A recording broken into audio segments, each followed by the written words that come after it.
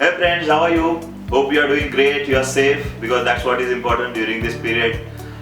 We have been learning about finance on this channel.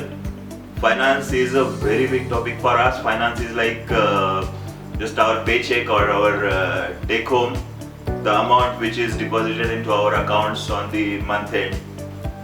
I always do one thing, I turn to experts. And fortunately, we have our mentor expert on our channel, Rohit. So I'm going to ask him all about investments, and especially for those who have started their jobs right now. They are the youngsters who are into their first jobs, who have got an appointment letter or have got the first salary. You have to plan your things right now.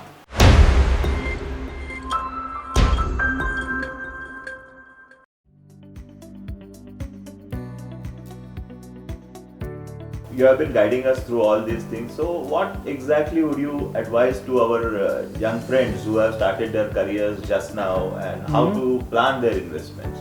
Where to invest? What to invest? How much to invest? Over to you. Thanks, Amol, for asking this question. The reason is this question is not alien to anybody. In fact, when I also started earning. It was definitely a question in my mind as well, that where should I start investing? There were a lot of opportunities that time also, and as well as now the opportunities have increased manifold. So now when the new youngsters, they get a job, they get the first salary, they start thinking about, because there is a lot of hammering, about the investments and things like that. People keep on reading in newspapers, not only in newspapers, but also on the YouTube channels like yours. So they keep on getting various details about the investments, and once they get those details, they do not understand where to start with. The reason is that every opportunity what they look at or what they come across, they find it to be superb opportunity. It is not always so. The most important part is that you should not immediately start off investment first of all, because there are a lot of things which come as a priority prior to making an investment. Because when we say that, let's say I'm getting a salary of ₹100, the next question comes is, how much amount should I start investing for my future? We have already discussed last time also that because of the new regime, probably there will be a reduction in the investments, and the trend will be towards spending the amounts. Because of that, of course, the churning will increase, the economy will grow and things like that. But what about the individual who is actually working and who is supposed to work for another 25-30 years, and what after the age of retirement? What he is supposed to do with that particular age, and what is going to be the returns for him? For this purposes, the person must start planning right from day one when he starts earning. Now let's again the same example, that if you have got 100 rupees with you, how much are you supposed to invest? My recommendation would be at least 30% of your earnings should definitely go towards the savings. Now the next question comes is, what investment should I make out of this 30 rupees? So of course the 30 rupees is there. What should I do with that 30 rupees? Now the first and the foremost thing, we must understand there are two parts. One is assurance and second is insurance. Assurance, I would mean to say that something which you are saving for your future. So something which you accumulate, which you plan to do something with, and you are going to utilize that money after a particular period is over. Let's say 5 years time, 10 years time, 15 years time, or maybe after the retirement time.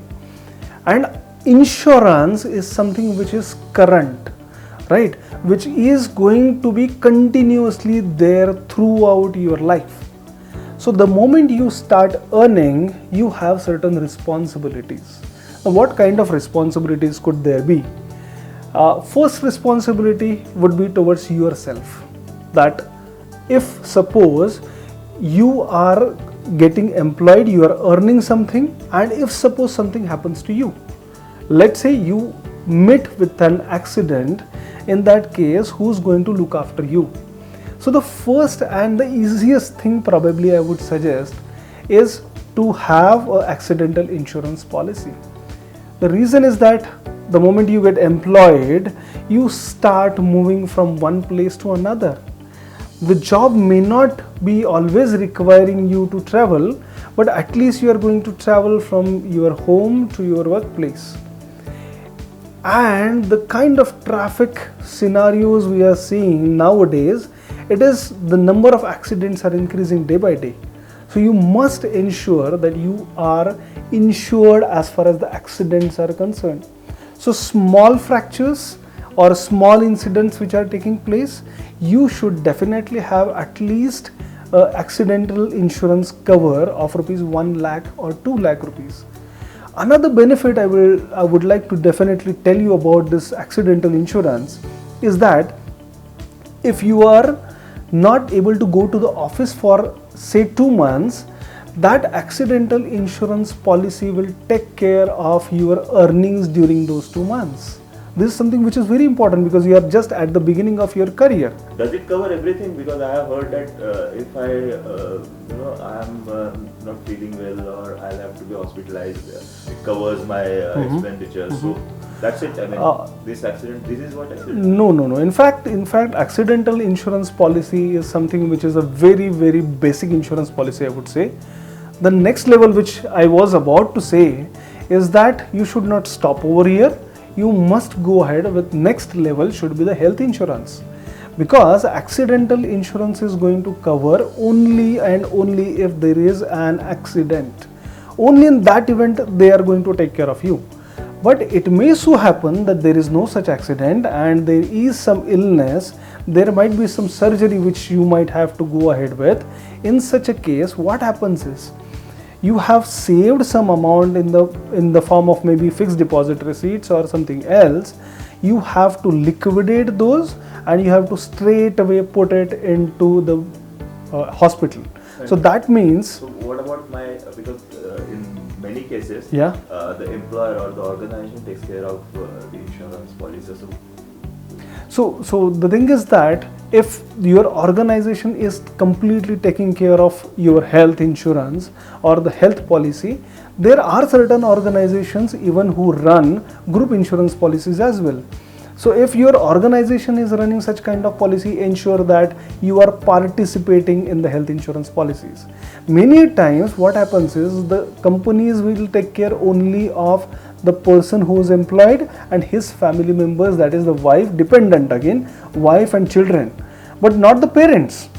So in such a case, what you have to do is you must ensure that that part which remains uninsured and which may actually eat up your savings, you must ensure that that amount of insurance must be done by you as far as health insurance is concerned. So now we come across these two things, that is first the accidental insurance policy, second is the health insurance policy. Now let me also tell you one more thing.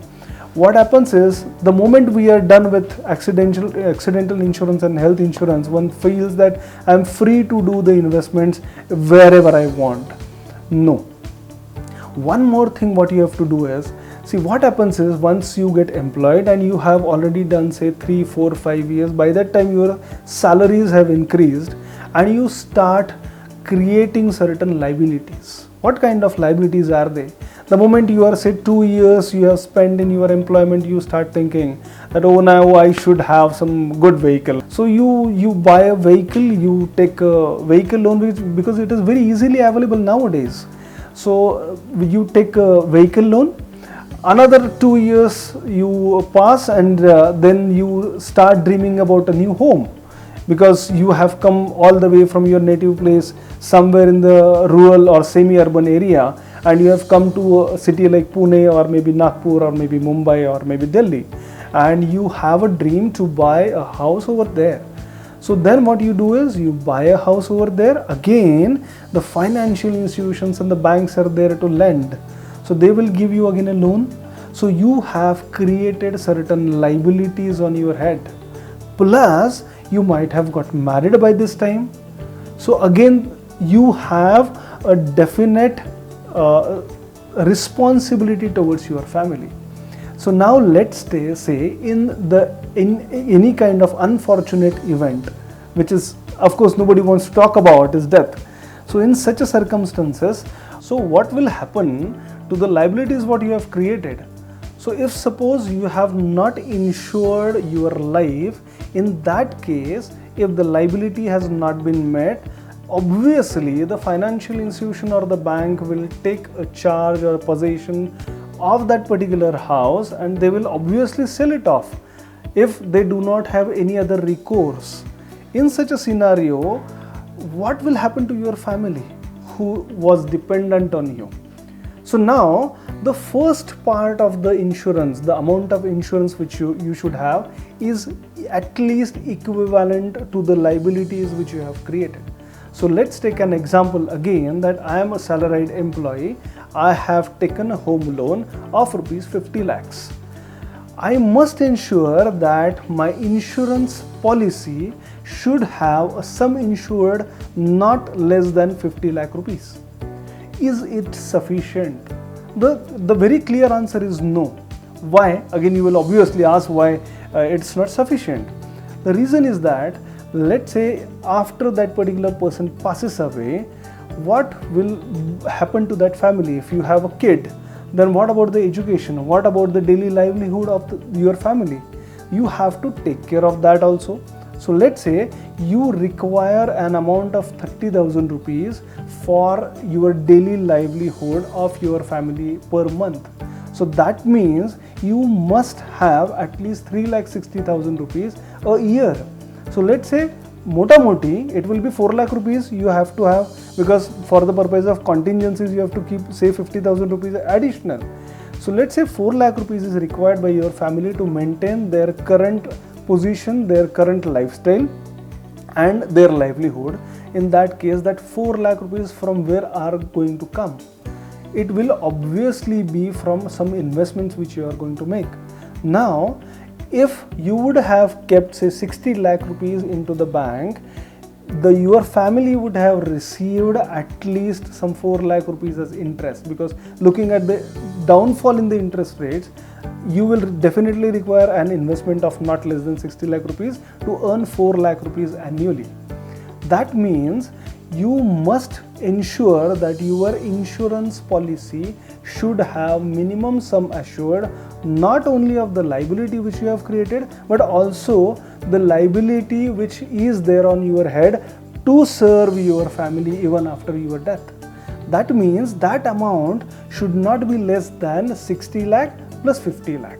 So it should be 110 lakhs. So now which kind of insurance I must take?